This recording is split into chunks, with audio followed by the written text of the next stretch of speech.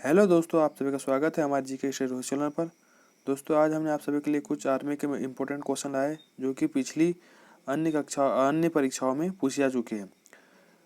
तो दोस्तों, आज का इस वीडियो को स्किप ना करें, पूरा एंड तक देखें, क्योंकि इनमें से करीबन 50% क्वेश्चन इम्पोर्टेंट है जो कि परीक्षा में आ जाएंगे या फिर आने वाले हैं। ठीक है दोस्तों, इसलिए हमारी इस वीडियो को स्किप ना करें।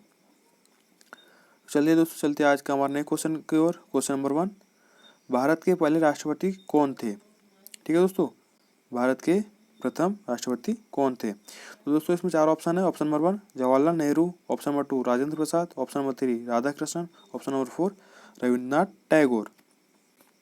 तो दोस्तों, इसका सही आंसर है option number B, Rajendra Prasad. Bharat के प्रथम राष्ट्रपति राजेंद्र प्रसाद थे। दोस्तों, आज का हमारा next question number 2, Vande Mataram के लेखक कौन थे? तो दोस्तों इसमें 4 ऑप्शन है। Option number 1 Rajendra Prasad, option number 2 Radhakrishnan, option number 3 Rabindranath Tagore, option number 4 Bankim Chandra Chatterjee. तो दोस्तों, इसका सही आंसर है ऑप्शन नंबर 4 बंकिम चंद्र चटर्जी। ठीक है दोस्तों, अब चलते हैं हमारे नेक्स्ट क्वेश्चन की ओर। क्वेश्चन नंबर 3, भारत में संविधान कब लागू हुआ था? तो दोस्तों, इसमें 4 ऑप्शन है। 26 जनवरी 1947, 27 जनवरी 1948, 28 मार्च 1951, 26 जनवरी 1950। तो दोस्तों, इसका सही आंसर है 26 जनवरी 1950। 26 जनवरी 1950 को भारत में संविधान लागू हुआ था। ठीक है दोस्तों, अब चलते हैं हमारे नेक्स्ट क्वेश्चन की ओर। क्वेश्चन नंबर 4, इंदिरा गांधी की हत्या कब हुई थी? तो दोस्तों, इसमें 4 ऑप्शन है। ऑप्शन नंबर 1 30 नवंबर 1983, ऑप्शन नंबर बी 31 अक्टूबर 1984, ऑप्शन नंबर सी 23 दिसंबर 1985, ऑप्शन नंबर डी 30 अगस्त 1986। तो दोस्तों, इसका सही आंसर है 31 अक्टूबर 1984। ऑप्शन नंबर बी 31 अक्टूबर 1984 को इंदिरा गांधी की हत्या हुई थी। ठीक है दोस्तों, अब चलते हैं हमारे नेक्स्ट क्वेश्चन और क्वेश्चन नंबर 5, भारत में पहली बार आम चुनाव कब हुआ था?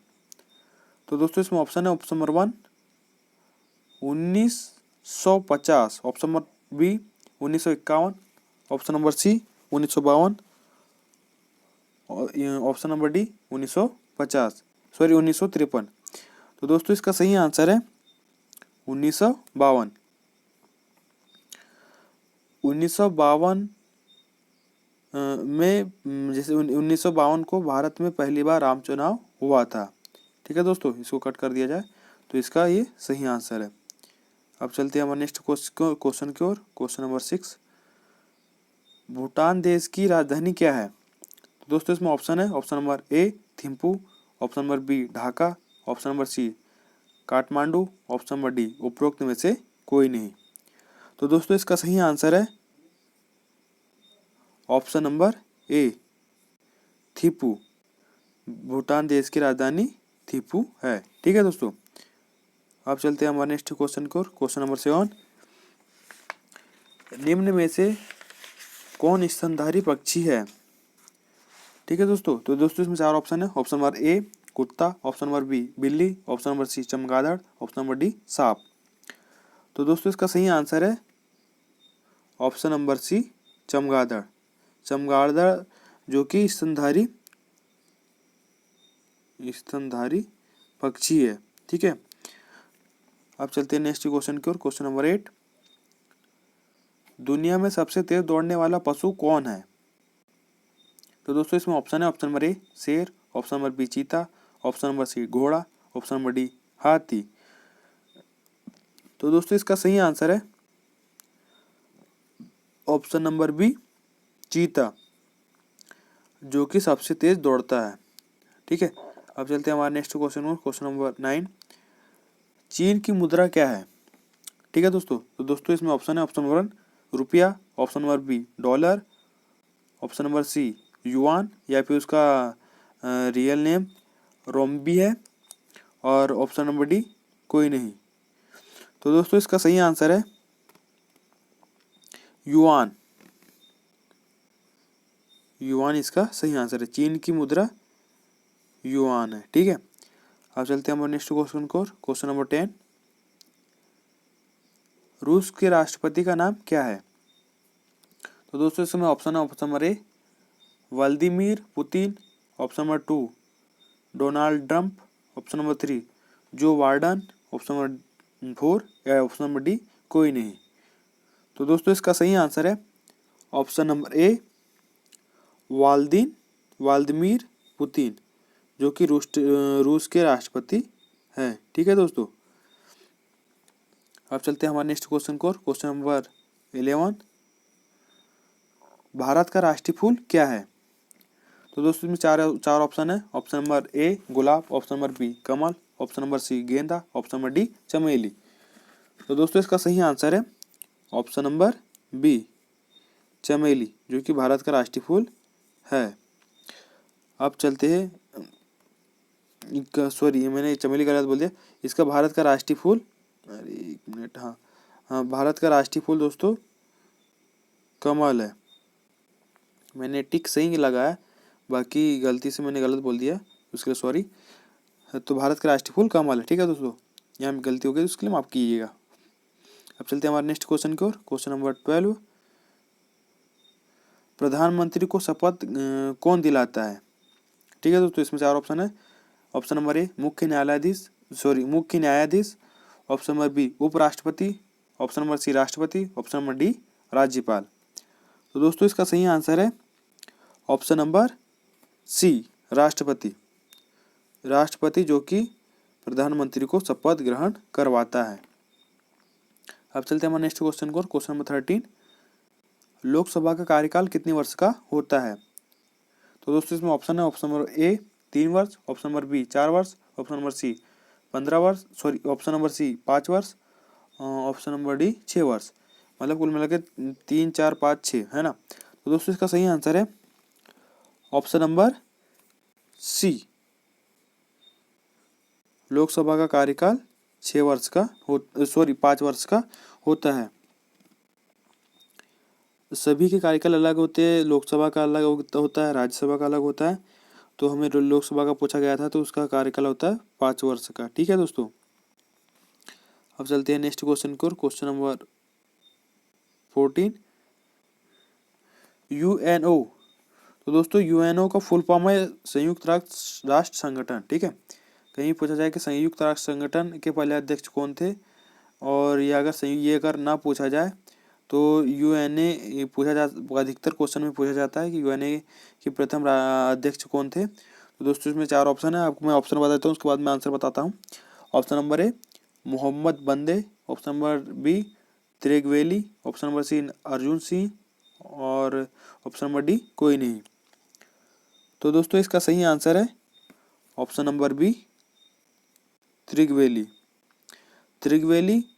जो कि यूएनए के प्रथम अध्यक्ष थे, या फिर संयुक्त राष्ट्र संगठन के भी प्रथम अध्यक्ष थे। ठीक है दोस्तों, कभी यूएनए आए या फिर संयुक्त राष्ट्र संगठन, तो इसमें कंफ्यूज ना हो। ठीक है, अब चलते हैं नेक्स्ट क्वेश्चन की ओर। क्वेश्चन नंबर 15,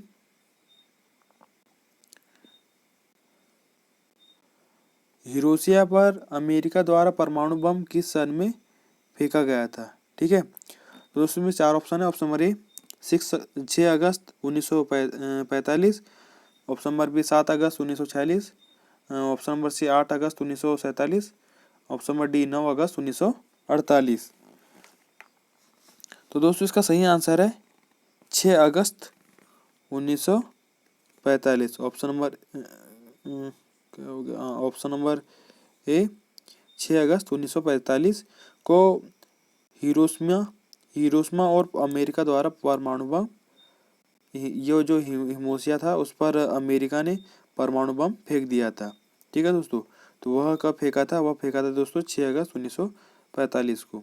ठीक है, अब चलते हैं हमारे नेक्स्ट क्वेश्चन को। क्वेश्चन नंबर 16, लोकसभा के चुने गए सदस्यों की संख्या कितनी होती है? तो दोस्तों इसमें ऑप्शन है, option number A 540, option number B 543, option number C 550, option number D 555। तो दोस्तों इसका सही आंसर है option number B 550।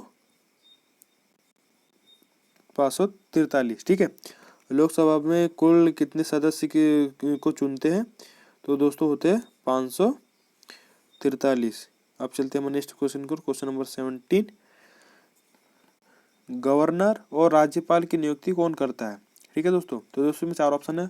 Option number ए उपराष्ट्रपति, ऑप्शन नंबर बी राष्ट्रपति, ऑप्शन नंबर सी प्रधानमंत्री, ऑप्शन नंबर डी मुख्य न्यायाधीश सॉरी। तो दोस्तों इसका सही आंसर है क्वेश्चन नंबर 17 का राष्ट्रपति। ठीक है, सॉरी, ऑप्शन नंबर बी इसका सही आंसर है, जो कि गवर्नर और राज्यपाल की नियुक्ति करता है। ठीक है, अब चलते हैं नेक्स्ट क्वेश्चन को, क्वेश्चन नंबर 18। गीतांजलि पुस्तक के लेखक कौन थे? जैसे गीतांजलि की पुस्तक के लेखक कौन थे? ठीक है, अब चलते, इसमें 4 ऑप्शन है। Option number A Rajendra Prasad, option number B Radha Krishnan, option number C Rabindranath Tagore, option number D Bankim Chandra Chatterjee. तो दोस्तों क्वेश्चन नंबर 18 का आंसर है रविन्द्रनाथ टैगोर।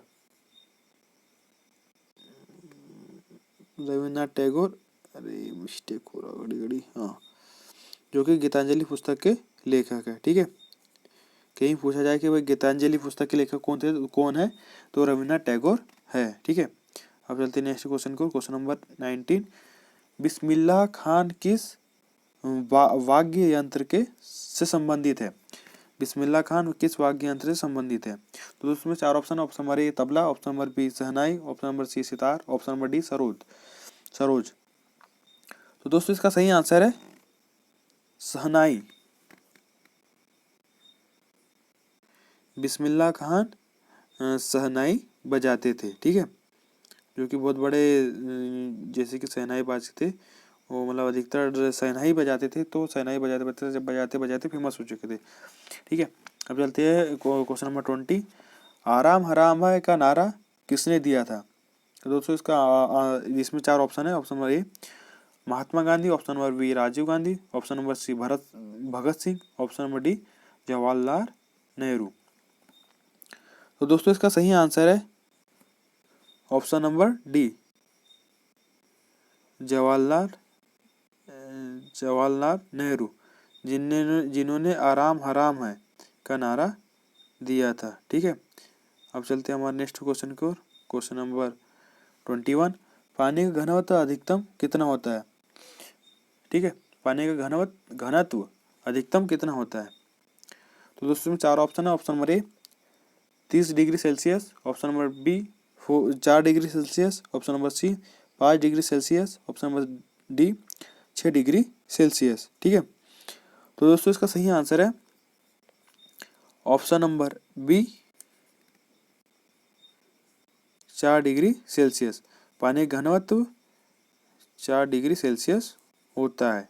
ठीक है, अब चलते हैं हमारे नेक्स्ट क्वेश्चन को, क्वेश्चन नंबर 22। मीथेन का रासायनिक सूत्र है या फिर होता है? ठीक है, तो दोस्तों मीथेन का रासायनिक सूत्र होता है, एक मिनट, हाँ, CH4। ठीक है दोस्तों, मीथेन का रासायनिक सूत्र होता है CH4। ठीक है दोस्तों, आप ऑप्शन कम बोलेंगे, डायरेक्ट आंसर ही आंसर बोलेंगे, क्योंकि टाइम ज़्यादा हो जाएगा इस चक्कर में। ठीक है, और क्वेश्चन नंबर 23। बहते हुए जल में कौन सी ऊर्जा होती है? ठीक है दोस्तों, इसमें आप 4 ऑप्शन है, आप पढ़ लीजिएगा, तो हम आपको आंसर बता देते हैं। इसका आंसर है ऑप्शन नंबर बी गतिज ऊर्जा, जो कि बहते हुए जल में गतिज ऊर्जा होती है। ठीक है, तो कहीं पूछा जाए कि बहते हुए जल में कौन सी ऊर्जा होती है, तो गतिज ऊर्जा होती है, क्योंकि वह जल बहता है। अगर जल स्थिर रहता तो स्थितिज ऊर्जा होती है। अगर ये मान लो यहाँ स्थिर है तो स्थितिज ऊर्जा, यहाँ गति कर रहा है तो गतिज ऊर्जा। ठीक है, और यहाँ यांत्रिक ऊर्जा, जैसे कुछ उसमें कुछ ऊर्जा रहती है, जैसे कि ना जल में ऊर्जा रहती है, तो वो उसको बोलते हैं, अरे क्या हो गया, उसको बोलते हैं यांत्रिक ऊर्जा। ठीक है, ठीक, अब तो इसमें और चार चौथा ऑप्शन नहीं है, तो ये इसका मतलब ये होता है, क्योंकि समझने के लिए ये रहता है स्थिति, तो स्थित लिखा है तो स्थिति ऊर्जा, जैसे कि स्थित है तो स्थितिज ऊर्जा, अगर गति कर रहा है तो गतिज ऊर्जा, और अगर यांत्रिक, जैसे कि उसमें वो जो ऊर्जा बनाते हैं तो उसको बोलते हैं यांत्रिक ऊर्जा। जल से अगर कोई ऊर्जा बनाते हैं तो उसको बोलते हैं यांत्रिक ऊर्जा। ठीक है, अब चलते हैं नेक्स्ट क्वेश्चन को, क्वेश्चन नंबर 24। मलेरिया किसके द्वारा फैलता है या फिर होता है? ठीक है, तो इसमें चार ऑप्शन है, तो आप उस पढ़ लीजिएगा, हम आपको आंसर बता देते हैं। दोस्तों इसका सही आंसर है ऑप्शन नंबर सी, मादा। अगर कहीं पूछा जाए, जैसे कि अगर यहाँ पूछा जाता है कि यहाँ शुरू में पहला ऑप्शन रहता चूहा, ठीक है, दूसरा रहता कुत्ता, ठीक है, एक मिनट, पहला रहता जैसे कि ये इसको हटा दिया जाए चूहा, दूसरा रहता कुत्ता, तीसरा रहता जैसे कि मादा मच्छर, ठीक है, और चौथा रहता नर मच्छर। तो इसका आंसर है मादा मच्छर। ठीक है, अगर यहाँ से अगर अब मिटा दे यहाँ का मादा, ये जैसे कि मच्छर रहते हैं, मादा को और नर को हटा देते हैं और यहाँ कोई नहीं, ठीक है, ऐसा अगर लिखा जाए तो इसका आंसर है ये मच्छर काटने से मलेरिया होता है। अगर कहीं लिखा जाए कि मादा मच्छर ही लिखा जाए और नर मच्छर भी लिखा जाए, तो दोस्तों इसमें मादा मच्छर के काटने से ही मलेरिया रोग होता है। ठीक है, और नर मच्छर काटने से मलेरिया रोग नहीं होता है। ये समझने की बात है, क्योंकि अधिकतर टाइम भैया घुमा फिरा क्वेश्चन पूछ लेते तो फिर क्वेश्चन हमारा गलत हो जाता है। इस चक्कर में आप कभी भी कंफ्यूज ना हो। मलेरिया मादा मच्छर से ही होता है। हमारा क्वेश्चन नंबर 25, लीफ वर्ष कितने दिनों का होता है? तो दोस्तों इसमें ऑप्शन है हम आपको, तो हाँ यहाँ पर है चार ऑप्शन, आप देख लीजिएगा। तो इसमें दोस्तों इसका सही आंसर है ऑप्शन नंबर सी, ठीक है, 66 दिनों का, है ना। तो दोस्तों ये आप जैसे कि लीफ वर्ष, एक साल होता है दोस्तों 365 दिनों का, है ना। एक वर्ष होता है 365 दिनों का, ठीक है। और ये 166 दिन का इसलिए होता है क्योंकि 4 साल बाद, ठीक है, 4 साल बाद में फरवरी के महीने में जो 28 का जो महीना रहता है वह 4 साल बाद में 29 का हो जाता है। इस चक्कर में या फिर इस कारण में एक दिन अधिक बढ़ जाता है, तो उसे हम बोलते हैं लीप वर्ष, जो कि 4 साल बाद में आता है। अगर यहाँ पूछा गया है कि भाई लीप वर्ष कितने दिनों का होता है, तो उसका आंसर है 366 दिनों का होता है। अब अगर यहाँ पूछा जाता है कि लीप वर्ष कितने, इसके दिनों की जगह साल लिखा आता, जैसे कि साल, ठीक है, तो दोस्तों इसका आंसर होता 4 वर्ष बाद लीप वर्ष आता है, ठीक है, ठीक है। तो इसमें एक क्वेश्चन में दो आंसर जैसे कि एक क्वेश्चन में दो क्वेश्चन बन गए कि कितने दिन का लीप वर्ष होता है, तो 366 दिन का लीप वर्ष होता है, और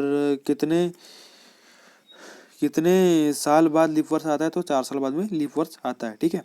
अब चलते हैं हम नेक्स्ट क्वेश्चन को, क्वेश्चन नंबर 26, पीतल धातु का मिश्रण होता है।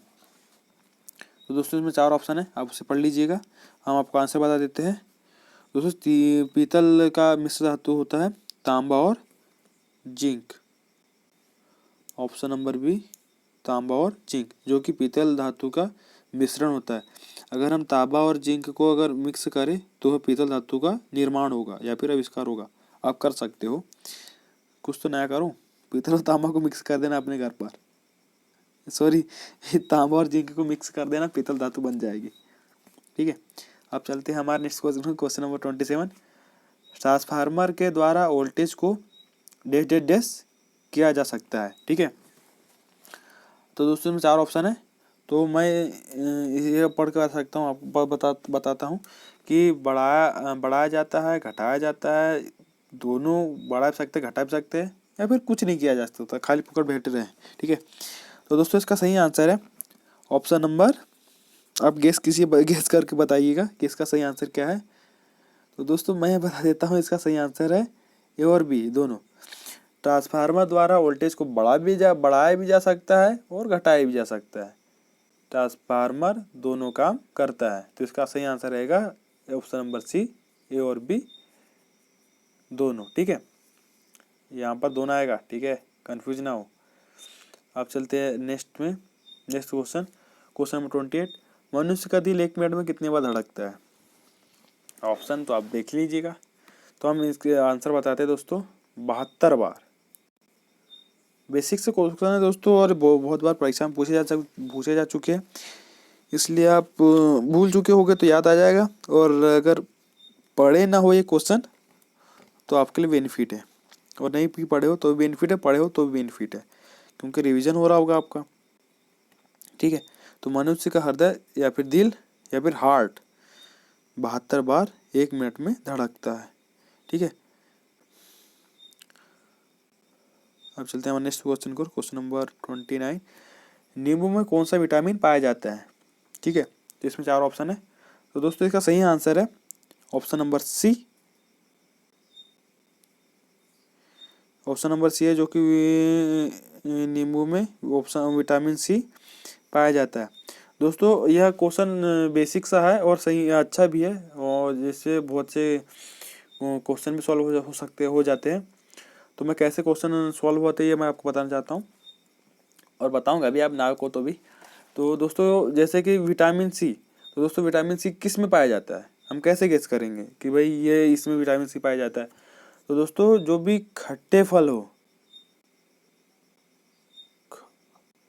खट्टे फल जो भी रहते हैं ना, एक मिनट, हाँ,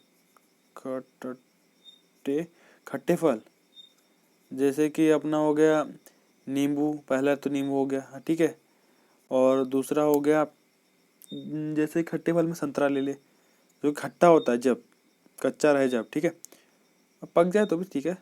संतरा, खट्टे फल में जो भी आपके दिमाग में जो भी आ रहा होगा, ठीक है, वो उसमें सब में विटामिन सी पाया जाता है। जो भी खट्टे फल जो भी तुम्हारे दिमाग में आ रहा होगा, कोई भी जिसमें कि जो कि अपन खाते वक्त खट्टा लगता है, अपन जो कि उसका स्वाद जो खट्टापन आता है ना, तो दोस्तों वो विटामिन सी के कारण ही आता है। ठीक है, अगर कहीं खट्टे फल की बात हो तो समझ जाने कि भाई इसमें विटामिन सी है, तो इसमें कभी भी कन्फ्यूज नहीं होगे और बराबर पेपर में आओगे छना झन लिख के जाओगे। अब दोस्तों हमारा क्वेश्चन है 30, बोले तो 30।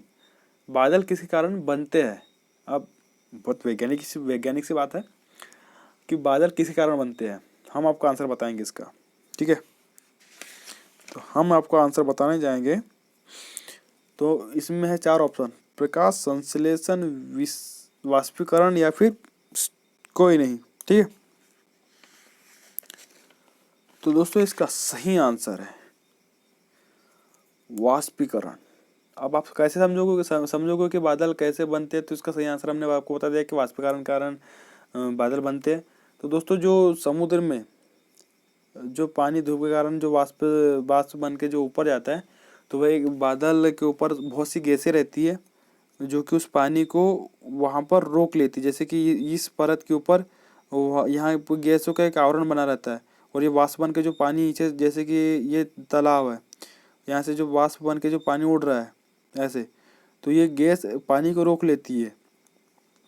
या फिर समुद्र से हो गया या फिर पृथ्वी से, मतलब कहीं से भी उड़ते जा रहा, तो यहाँ ये गैसें क्या रोक लेती है और एक बादल का आकार दे देती है। ऐसे ऐसे ऐसे ऐसे ऐसे इकट्ठा हो जाता है, और फिर यह कुछ टाइम बाद फिर वह ये बादल ये आकार दे दिया है, फिर यह हवा के कारण या फिर जो भी जो अपने हवा के वो जो फोर्स लगता है, तो उससे ये ऐसे ऐसे चलते चलते आगे आगे आते हैं, फिर दूसरा ऐसे ही बना वाला रहेगा एक बादल, तो उससे फिर टकराने के कारण ही वर्षा होती है। ठीक है, यह क्वेश्चन इम्पोर्टेंट है और समझने के लिए अच्छा है कि भाई बादल किस कारण बनते हैं? तो वाष्पीकरण के कारण बनते हैं, जो कि नीचे से वही पानी यहाँ से वाष्प बनकर ऊपर उड़ता है, और फिर वही बादल बनकर फिर रिटर्न वही नीचे आ जाता है। क्रिया ये चलती रहती है। ठीक है, अब चलते हैं हम नेक्स्ट क्वेश्चन नंबर 31। संतरे में कौन सा विटामिन पाया जाता है?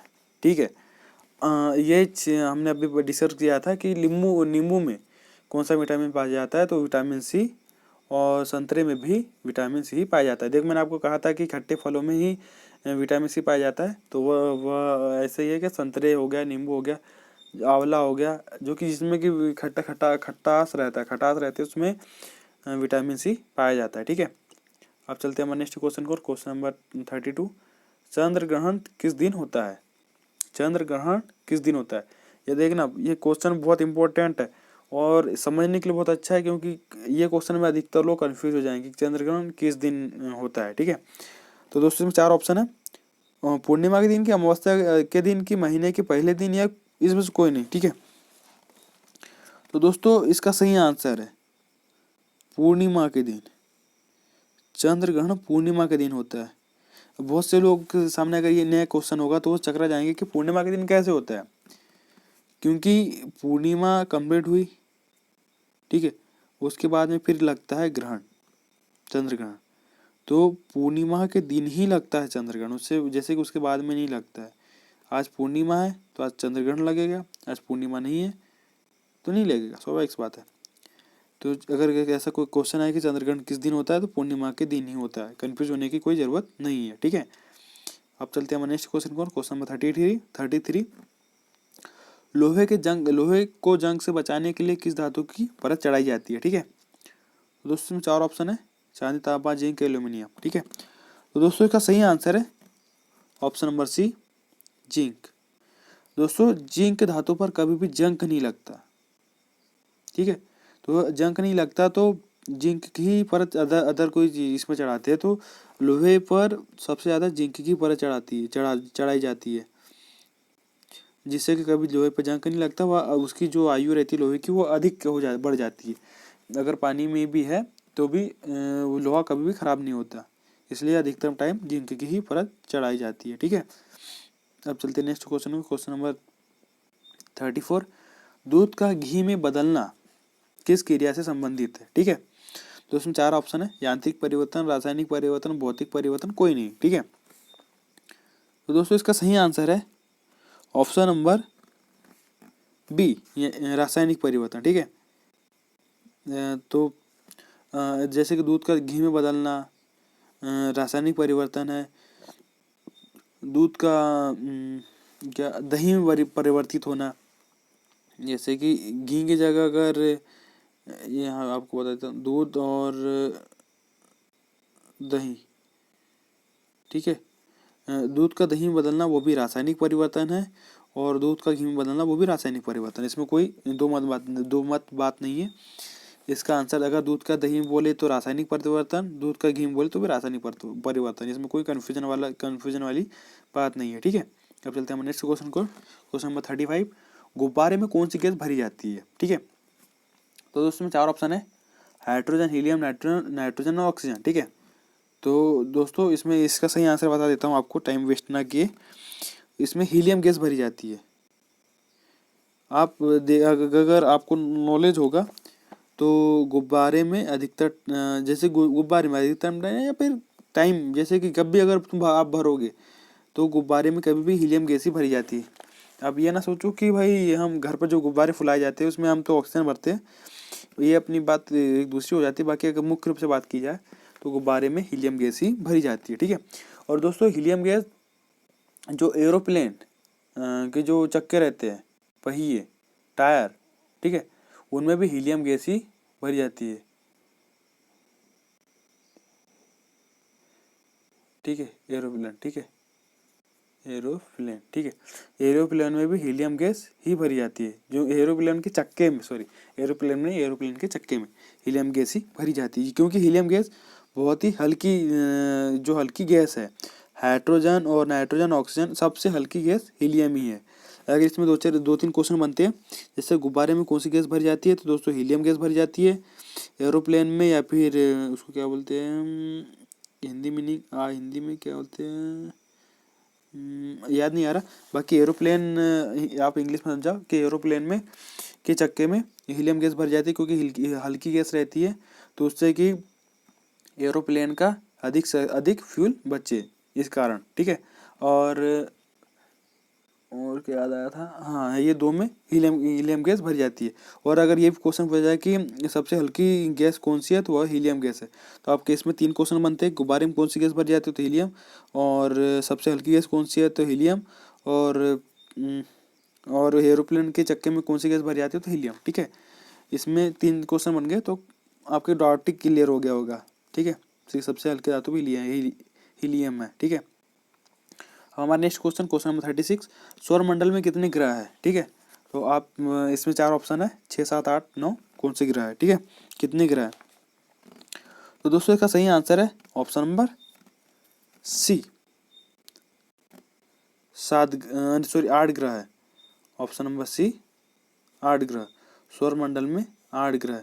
आप यह अगर आपको कुछ इसमें डाउट होगा कौन से ग्रह है, तो आप गूगल से, ठीक है, गूगल से सर्च मार ले, जिससे कि आपको सही आंसर मतलब कितने ग्रह है उनके नाम आपको मिल जाएंगे। ठीक है, अगर आपसे परीक्षा में पूछा जाए कि कितने ग्रह है, तो 8 ग्रह होते हैं। ठीक है, तो दोस्तों को हमारा क्वेश्चन है क्वेश्चन नंबर 37, परमाणु में क्या पाया जाता है। ठीक है, तो दोस्तों इसमें ऑप्शन है 4, प्रोटॉन, न्यूट्रॉन, इलेक्ट्रॉन या फिर सभी। ठीक है, तो दोस्तों परमाणु में प्रोटॉन भी पाया जाता है, न्यूट्रॉन भी पाया जाता है, और इलेक्ट्रॉन भी पाया जाता है। तो यह तीनों पाए जाते हैं। ठीक है, तो इसका सही आंसर क्या होगा, उपरोक्त सभी, क्योंकि परमाणु इन तीनों चीज से बनता है। ठीक है, अब चलते हैं हम नेक्स्ट क्वेश्चन की ओर।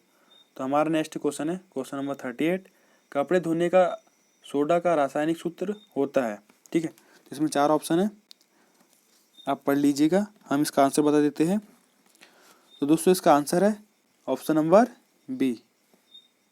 ठीक है, इसका राइट आंसर है option number B. 1 minute,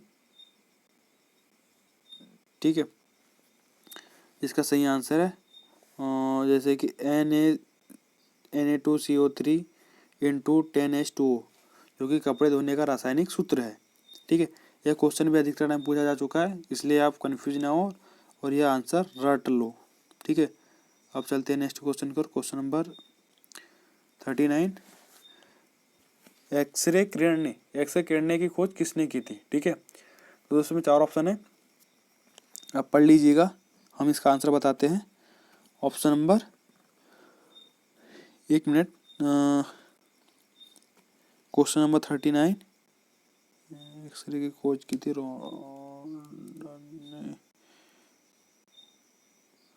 Roentgen ने, हाँ सही, ऑप्शन नंबर ए, रोंटजन ने। ठीक है,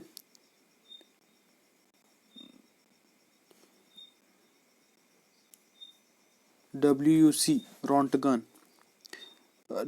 रोंटगन ने एक्सरे किरणें की खोज की थी, जिसका कि हम उपयोग हमारी दैनिक जीवन में करते हैं। ठीक है, अब चलते हैं नेक्स्ट क्वेश्चन की ओर। क्वेश्चन नंबर 40,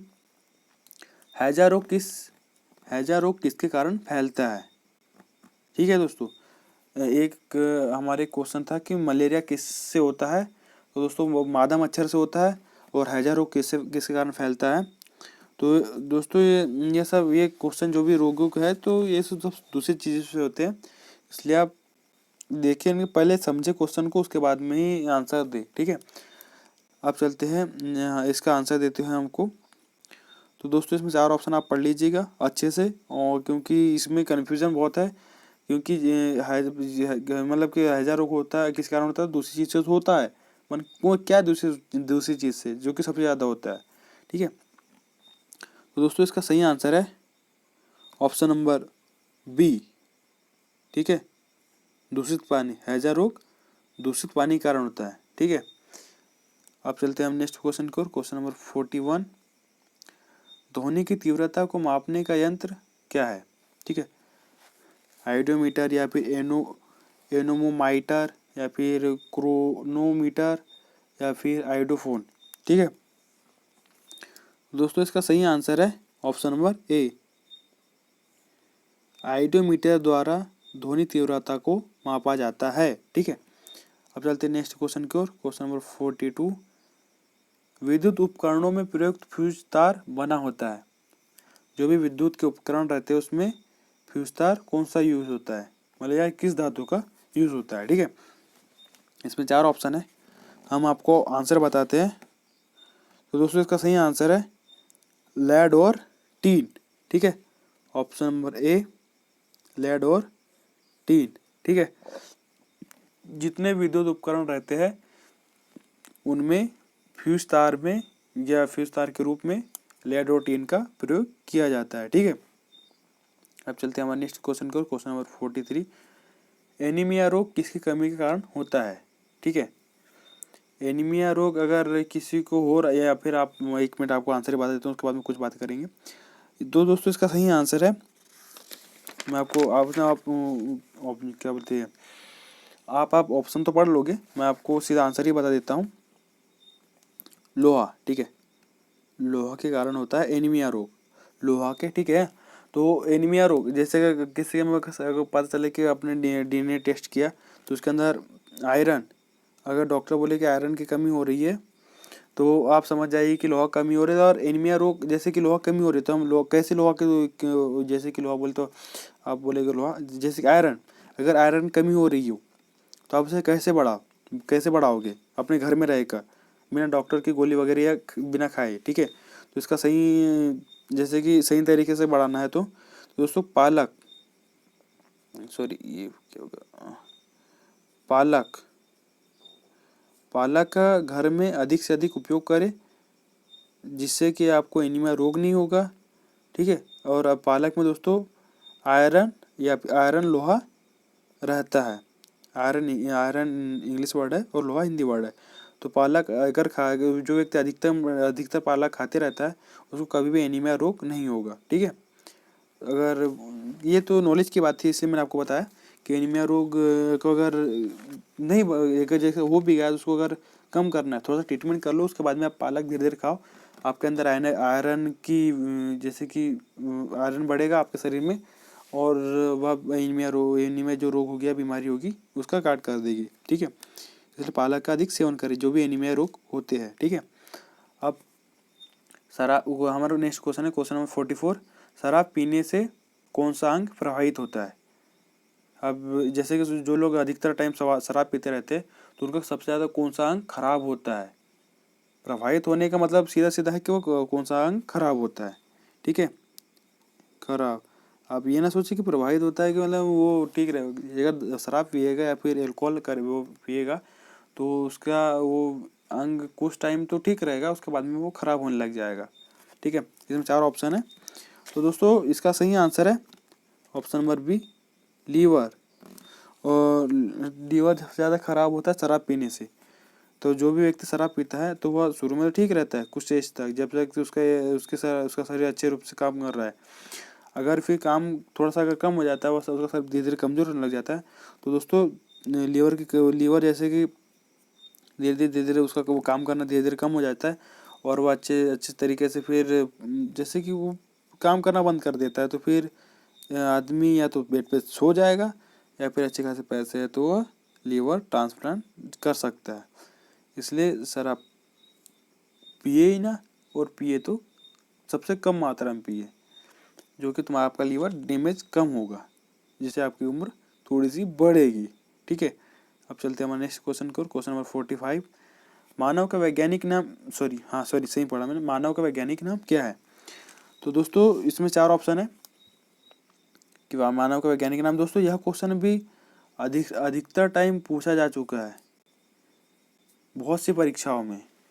मैंने जितनी परीक्षा देखी तो उसमें मतलब कि कई परीक्षाओं में यह क्वेश्चन पूछा जा चुका है, इसलिए आप ये क्वेश्चन को भूले ना, इम्पोर्टेंट है, याद रखें, क्योंकि यह परीक्षा में आ जाएगा एक, और आता ही है, मैंने तो देखा है तो अधिकतर टाइम आया है। इसलिए हमने अधिकतर क्वेश्चन परीक्षा में जो आए हैं उन्हीं में से निकाले, बस 20% क्वेश्चन को छोड़ के जो कि परीक्षा में नहीं आए वो हमने एक्स्ट्रा डाले हैं।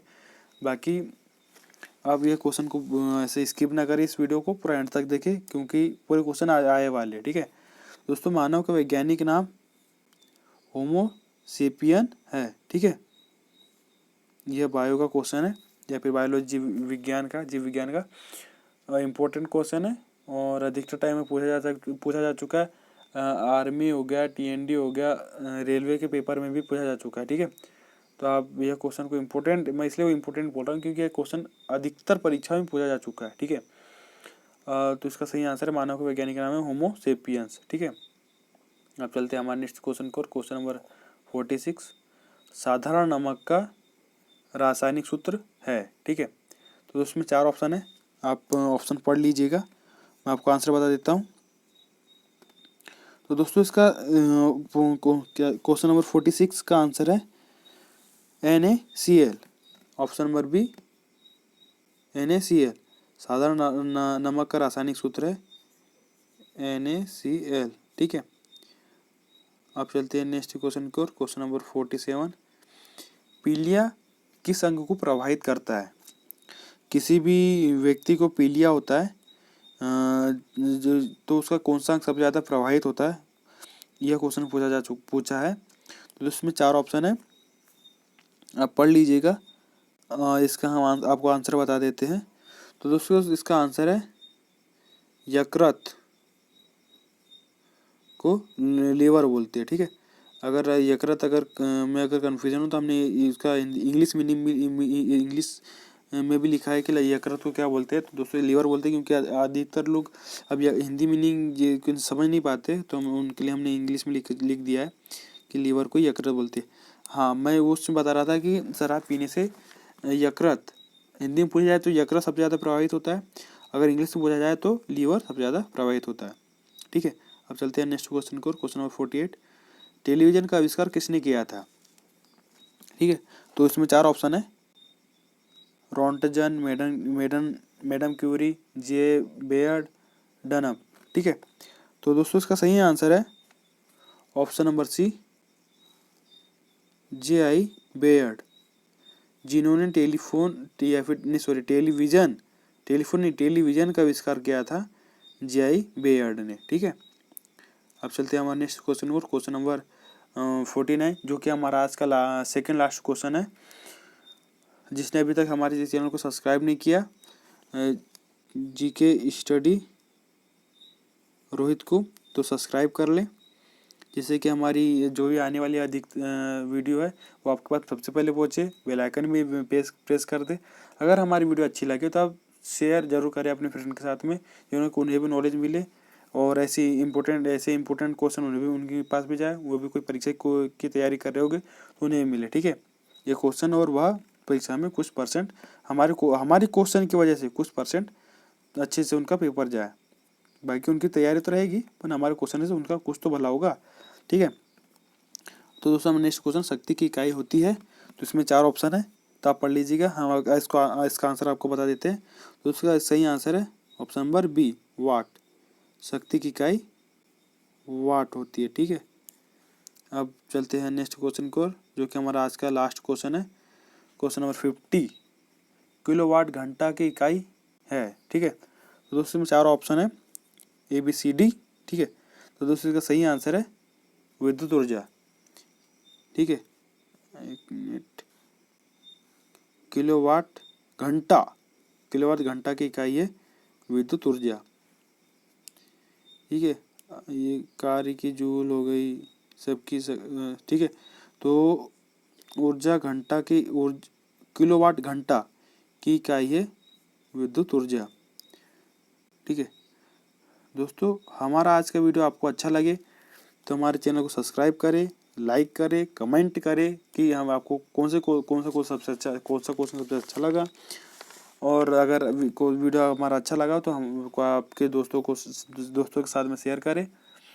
ठीक है, और सब्सक्राइब करे बिना जाइएगा नहीं, क्योंकि हम ऐसे क्वेश्चन डालते रहते हैं, अधिक्रम डालते रहेंगे, तो आपके पास सबसे पहले ऐसे भी कोई वीडियो आए, क्वेश्चन मिले आपको, जिससे कि आप अधिकतर जो भी क्वेश्चन या फिर कोई भी परीक्षा में की तैयारी कर रहे हो तो आपको बहुत से बहुत बेनिफिट मिले।